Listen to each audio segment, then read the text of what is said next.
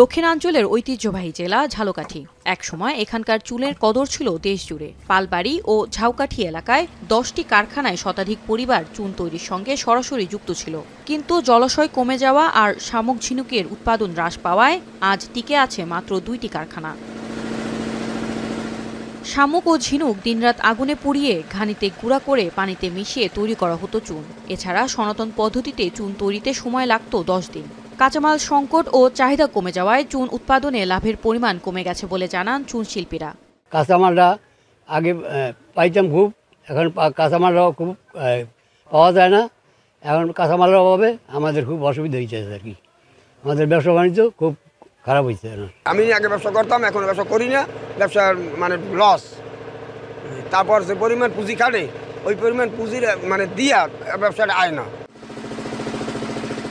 এখন বিদ্যুৎ চালিত মেশিনে দ্রুত গতিতে চুন তৈরির কাজ হচ্ছে। এই শিল্পে কর্মসংস্থান হয়েছে অনেকের।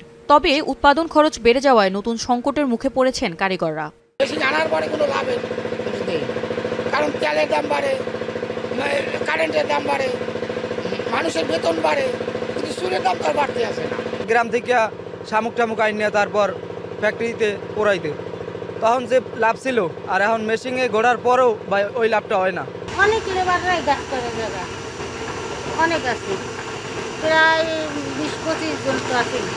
অন্যান্য ক্ষুদ্র শিল্প প্রতিষ্ঠানের মতো চুন শিল্পের সাথে জড়িত কারিগরদের আর্থিক ও কারিগরি সহায়তার আশ্বাস দিয়েছেন স্থানীয় বিসিক কর্মকর্তা। মানুষের একটা নিডস থেকেই তারা তৈরি করে, ডিমান্ড আছে মার্কেটে, এই জন্যই তারা তৈরি করছে। তো বিসিক ঝালকাঠি থেকে আমরা যেই ধরনের সহায়তাগুলো অন্যান্য উদ্যোক্তাদেরকেও দিয়ে থাকি, সেই ধরনের সেবা আমরা যে কোনো ক্ষুদ্র কুটির এবং মাইক্রো উদ্যোক্তারা যদি আমাদের কাছে আসে তাহলে আমরা তাদেরকে সেই সেবা আমরা দিব। সময়ের সঙ্গে পাল্টে যাওয়া এই শিল্প টিকিয়ে রাখতে প্রয়োজন কাঁচামালের যোগান ও সহজ শর্তে ঋণ, সেই সাথে ন্যায্য মূল্য নিশ্চিত করা।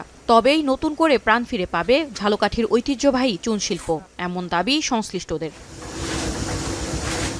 এখন ঝালকাঠি।